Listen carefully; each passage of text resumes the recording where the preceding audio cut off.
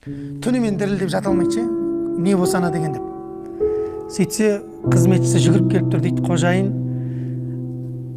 босанды деп, әйеліңіз босанды. Не босанды? Жаңағы қазаншы босанды деп айтады дейді. Қыз бала.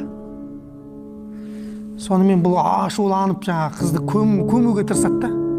Тіріледі. Сол туған бойда бірден көміп тастағысы келеді, бірақ бір керуен өтіп бара жатады, айтады, шамал сабыр қылсай дейді да.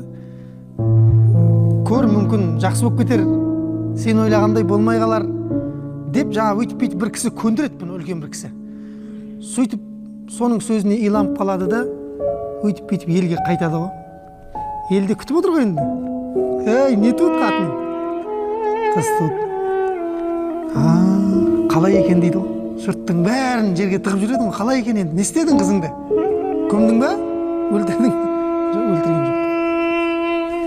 Ана қыз өйтіп бүйтіп жүргенде 5 жасқа толады ғой. 5 жыл бойы адаммен араласа алмай қалады, жаңа Мәліктен кіші.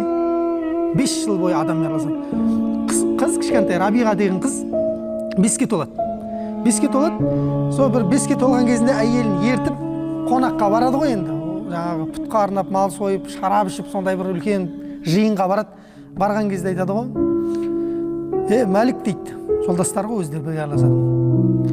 Сен кімнен жаман болдың ғой дейді, мына пәлен деген кісіден. Сәлаба деп па бір атын айтады. Сәлабадан жаман болдың ғой дейді. Түнде ғана әйелі босанып еді дейді. Барып ар намысын тазалап келді таңертең дейді. Қыз босанып еді дейді түнде әйел. Сенің арыңның тазаланбағанына 5 жыл болды ғой дейді. Қызың 5-ке келіпті ғой сенің деп айтады. Сол жерде ішіп отқан ыдысын сындырып, қырғын шығарып, жаңа Мәлік үйіне қарай кетеді, түнімен жата алмайды таңға дейін. Енді оның бәрін әйелі көрді ғой жаңа Лейла. Ол да жата алмайды, не болады екен деп. Таңертең таң атпай тұрып, түйесін алып, қолына күрегін алып, Меккеден шығысқа қарай, шөл далаға қарай кетеді. Бұрын бір кездері адамдар сол жерде құдық қазып, су шығарып, өмір сүрген екен. Сол жаққа қарай кетеді. Адам баспайтын ізді іздейді адам ше. Керуен жүрмейтін жолдарды іздейді. Жүре береді, сөйтеді, бір жақ құдықты табады, сол құдықты келіп қазады ғой. Жаңа құдықты қазады, жақсылап тұрып, адамның бойынан 2-3 метр есе қылып, жаңағыдай биік қылып. Сөйтеді, кешкісін өлейін деп бір шаруа бітіріп келген адам құсап, үсті басының бәрі шаң-шаң, жаңағы күрегімін алып, қайтадан түйемен келген кезде Лейла әйелі жылайды да, ерінен тістеп жылайды. Сөйтеді, бұл білет бірдеңені білдірейін деп тұрған кешегі әңгіменен кейін.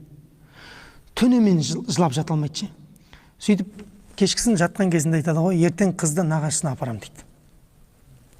Ертең Рабиғаны дайында дейді, кішкентай жаңа қызын дайында, қызды нағашысына апарам дейді Меккеге.